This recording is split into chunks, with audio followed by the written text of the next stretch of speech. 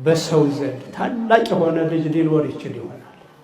በእግዚአብሔር ፊት ታላቅ የሆነ ነው ትልቅ የሚባል ደግ ሆኖ ንጹሕ ሆኖ ታማኝ ሆኖ እግዚአብሔር ቦታ የሰጠው እግዚአብሔር ከፍ ከፍ ያደረገው በእግዚአብሔር ልብ የታሰበ ሰው ነው ትልቅ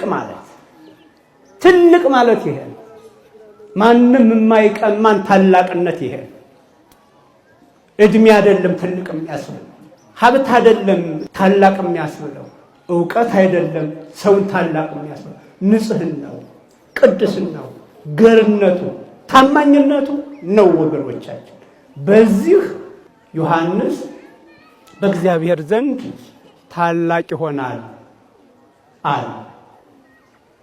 ወለብዙሃን እምደቂቀ እስራኤል ይመይጦሙ ሀበ እግዚአብሔር አምላኮሙ፣ ከእስራኤል ልጆች መካከል ብዙዎቹ ወደ አምላካቸው ወደ እግዚአብሔር ይመልሳቸዋል። ደስ አይልም? እስኪ ልብ በሉት። ከእግዚአብሔር ወጣ ያሉትን ከእግዚአብሔር ያፈነገጡትን ከእስራኤል ልጆች መካከል ብዙዎቹን ወደ እግዚአብሔር ይመልሳቸዋል። በምኑ? በሕይወቱ፣ በንግግሩ፣ በተግባሩ፣ በትምህርቱ ለብዙዎች መለወጥ ኤልሳቤጥ፣ ዘካርያስ ልጃቸው ዮሐንስ ምክንያት ይሆናል። ወጣት እናንተስ እግዚአብሔርን የማያውቁ ከእግዚአብሔር ያፈነገጡ ወደ እግዚአብሔር እንዲመጡ ምክንያቱ ናችኋል? ምክንያቱ ነን ይሆንኛል?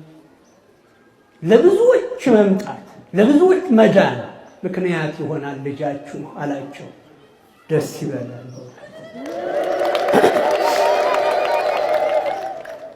የሚገርም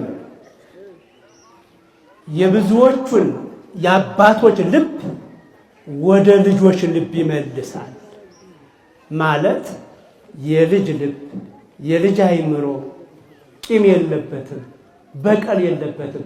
በቀለኞች ሽማግሌዎችን አስተምሮ ገርኝቶ ልባቸው እንደ ሕፃናት ልብ እንዲሆን ያደርጋል አለ። በትምህርቱ ከወለዱ እንዲህ ነዋ አይሻልም? እንዲህ አይነት ልጅ ነዋ መውለድ። ገር ስንሆን ታማኝ ስንሆን እግዚአብሔርን መስጠት የሚሳነው እንዳይመስላችሁ። ለእናንተም ዛሬ ይሰጣል። እናንተ ዘካርያስ እናንተ ኤልሳቤጥ ሆኖ እንጂ ያው እግዚአብሔር ያው ነው።